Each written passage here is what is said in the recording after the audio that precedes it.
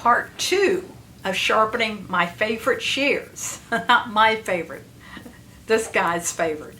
And he's got 3 of them, 1, 2, 3 of the koi shears. And so we'll look at how I sharpen those. Little different metal. I'm Bonnie Megowan. If you look down there and you haven't subscribed to my channel and you're a sharpener or you want to be a sharpener, please subscribe. And I would also check out part 1. Here's the link first.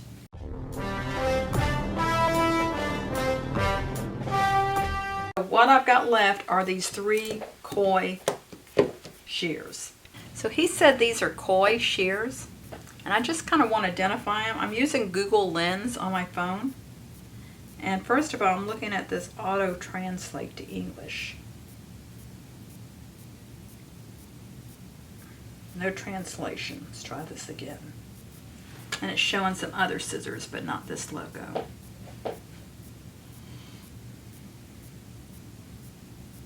I know he said these are no longer available, but I thought I would find some with this logo on it.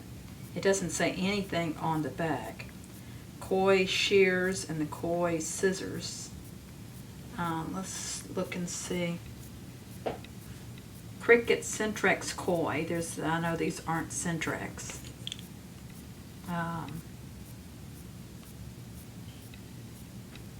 The Centrex ones. I go to images. Sometimes that'll help you. Yeah, that doesn't look at all like the Centrex shear.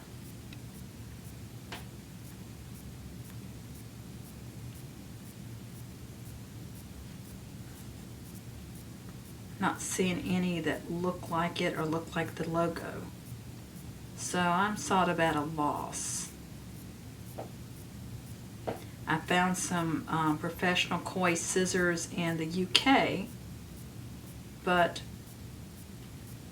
those didn't look like, the logo didn't look the same. So the moral of the story is, I don't know a whole lot about them. They look like they've been sharpened a few times. They've got sort of dips on them, all 3 of them. So let's sharpen them and see what goes on with them. But I often will research shears and look them up on the internet to find out what the value is, what they cost, that kind of thing. So, put my glove back on. Keeps these fingers clean, gives me a good grip. I'm going to take these apart. Let's just see how they cut wet first before I start.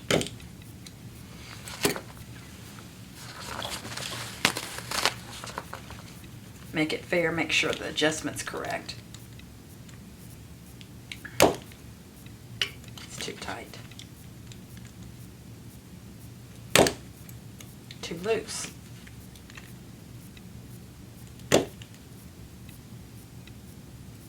You're a little bit on the loose side, but about right. Let's see what we're working with.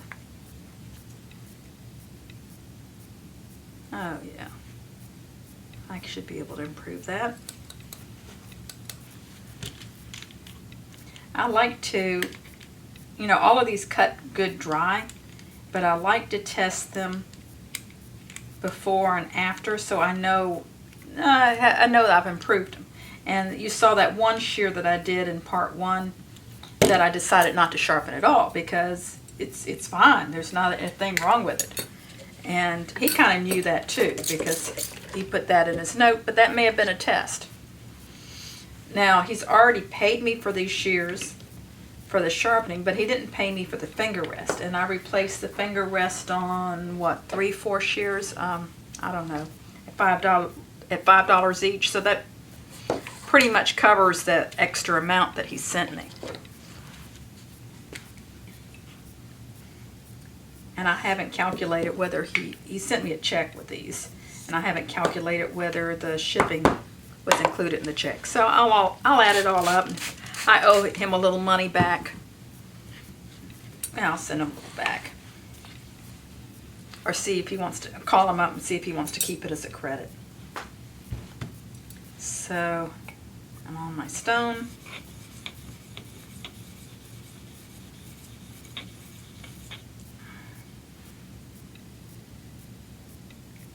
That's not a bad ride line. And you notice I don't check the alignment on these shears before I sharpen them. Number one reason is because I've already discussed it with a customer, and even if there is an alignment problem, I'm not going to fix it anyway. So I'll fix it through working the ride line, but I won't fix it by bending or hammering or anything else that might destroy the shears. One thing I want to show you is, see how I've got a lot of debris in here?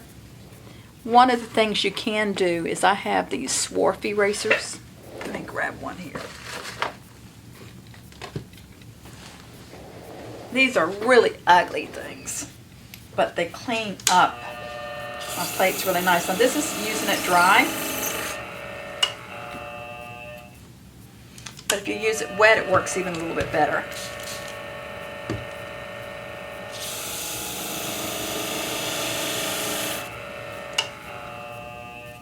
And if you use a little alcohol, which I don't recommend it because you shouldn't breathe alcohol, but I'm going to go a little slower because I don't want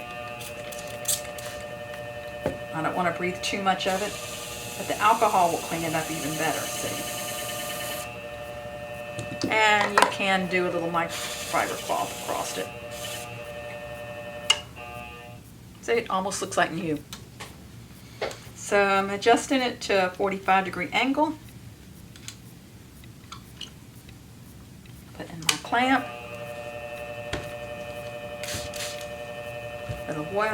Little water squirt. And this is an extra long blade, so it goes beyond the center. So I'm going to work a section at a time. I don't go in here and do this. I mean, I might occasionally, but I'd rather kind of do a rolling thing like this because I can get a nicer convex shape, and it keeps it a nice consistent angle all the way down. And I probably have a burr all the way down. Yep.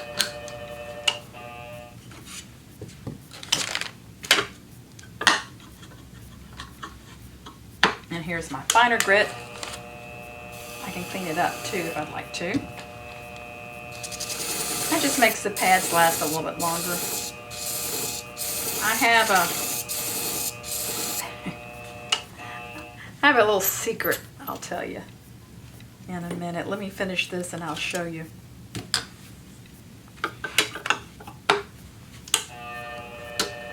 Now, you see I laid them down here and I'm talking to you, and I've already forgotten which one I did. Well, I can kind of tell because that one looks dirty. But that's why it's always best to start with the back blade first. See, I started with the front blade. But if you get in the habit of always starting with the same blade first, then you don't have to stop and look and see and feel and see which one you've already done when you're switching. It's real easy when you're talking or you're being interrupted by somebody. That rod line looks puny here. We'll just have to take a look at it when we...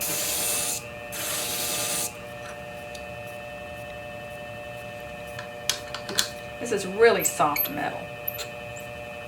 And the burr comes up really, really fast.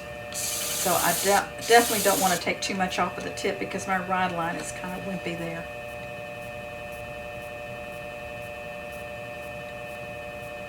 And I might have to round these off a little bit. There's a little pointy. We'll see when we get through.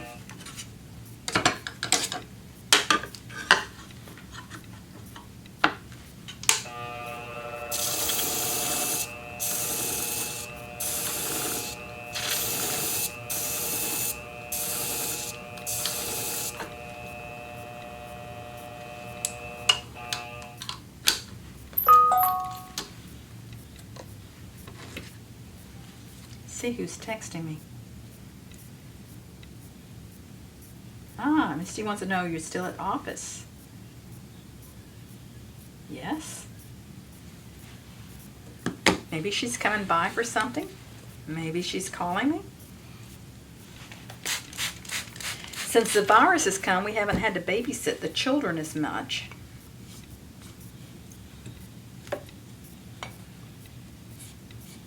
I haven't seen any of my grandchildren in a week, over a week. I'm afraid after this is all over, they're going to drop them off and let them spend about a month with us.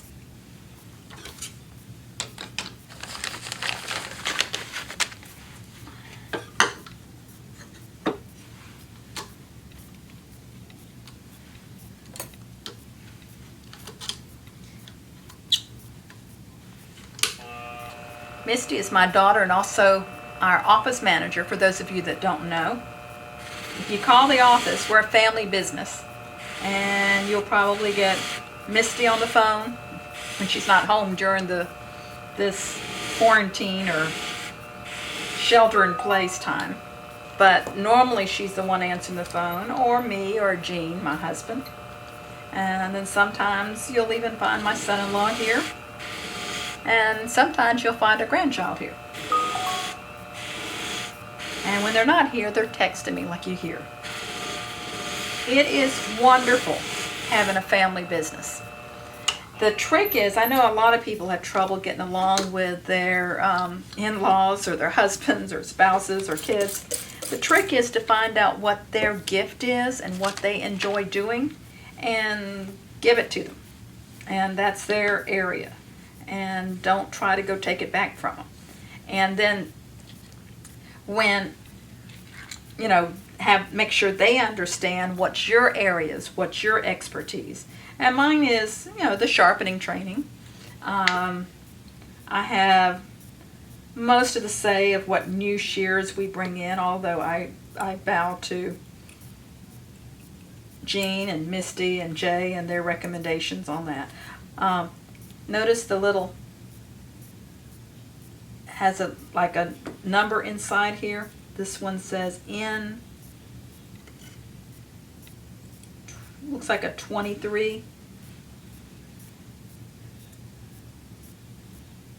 And it's kind of hard to read, 20, yeah, N23. So this is probably shear number 23 that came through, and they numbered both sides of the blade so that they knew, so that the two blades will travel together as they sharpen them. And probably the sharpener, the guy that did it, or woman that did it, that did the edge on these, is letter N. Or maybe that's their initial of their name. I'm kind of surprised it's not a Chinese or a Japanese initial, but who knows why that is. Okay, try to get that adjustment right.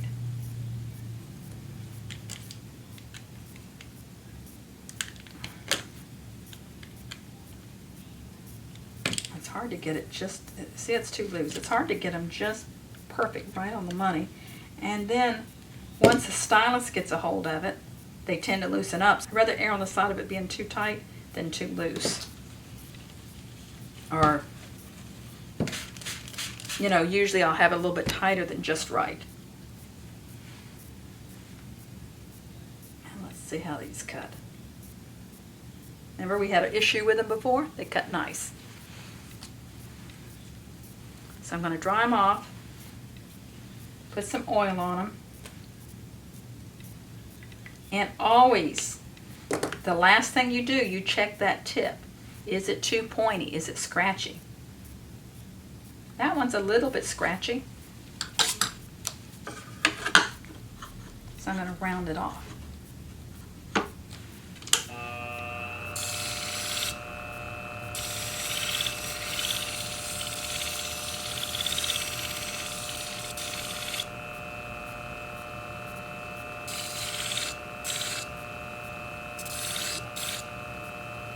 And the way they showed me when I was in Germany, you're going in here, 1, 2, 3, 1, 2, 3, 1, 2, 1, 2, 1, 2. And that's a pretty good way of doing it. You just want to make sure it's not going to scratch or hurt them at all. So that's done. I got a little cap on it. And I've got the other koi shears we're going to fly through, and I'm going to let you see me sharpen them. All of these look like they've been sharpened a few times, but none of them are in really bad shape. So let's see if I can knock these out really quick. I do them one at a time because even though they're all the same, it would be really easy to mix the screws up. And even in the factories when they're making the shears, at the better factories, they make sure the two halves always ride together.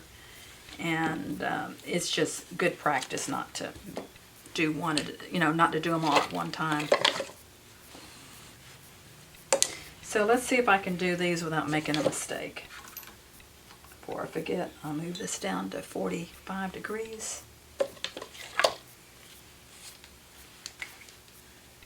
You see the little numbers in here? It looks like a N39. This says N39, or it just says 39. What that tells me is that it may be the person, the N might be the person that made it, and the 39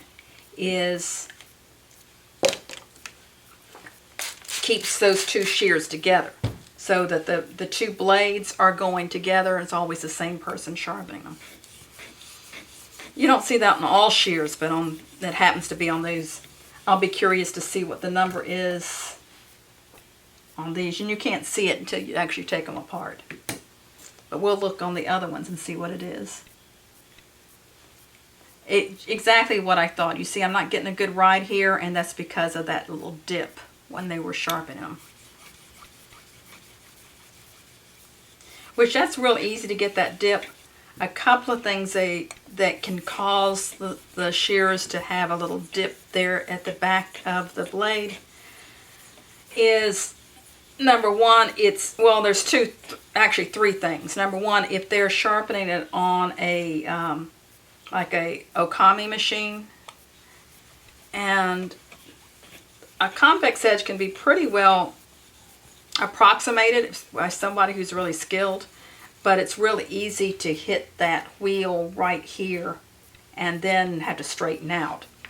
The other thing that we're seeing that causes it, and I'll show you this in a second, and this is really, really, really common, and I have to correct this on a lot of people. If you have the tendency to come in here and then you pull out a little bit and you're pressing here instead of in the middle, you end up with this dip. And a lot of people, I've seen them do it, they're not even aware they're doing it. So you want to make sure that you're getting that, just straighten it out. We want to make sure we're getting this area here. And I'm keeping this up right there close next to the edge of my wheel. Now this is a pretty long shear, so I'm going to work it in sections, but when I work it in sections, there's actually a little space between the wheel and my blade up in here at the edge. So I'm only touching right here at the tip. That burr came up pretty easy. These may be a little softer metal. Actually, I'm kind of surprised how quickly that burr came up. Which is the other reason why you want to do the back blade first, so that if you run into any kind of problems, you can kind of correct it on the next blade. So this blade, I'm going to be maybe a little more gentle. Maybe not it. Maybe go a little bit slower. Yeah, that burr, I've got it all the way down that quick. It's not quite like those cobalt shears, is it? So I may be able to whip through these pretty quick.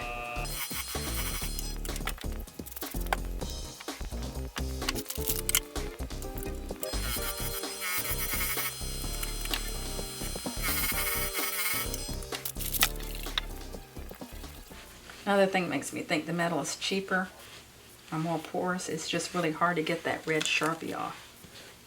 Different type of steel or something.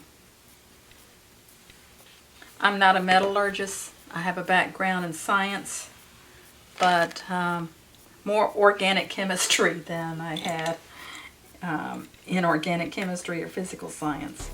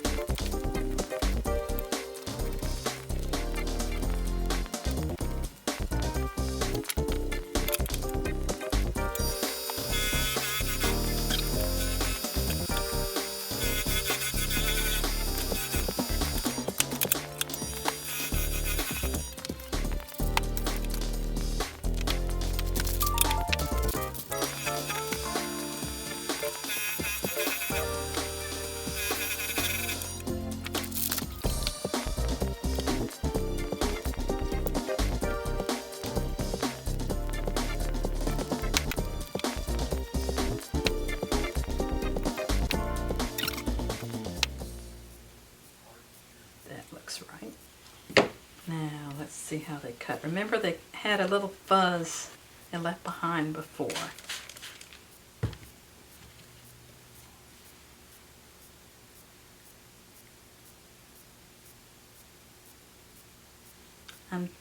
Okay, and that's a nice clean cut.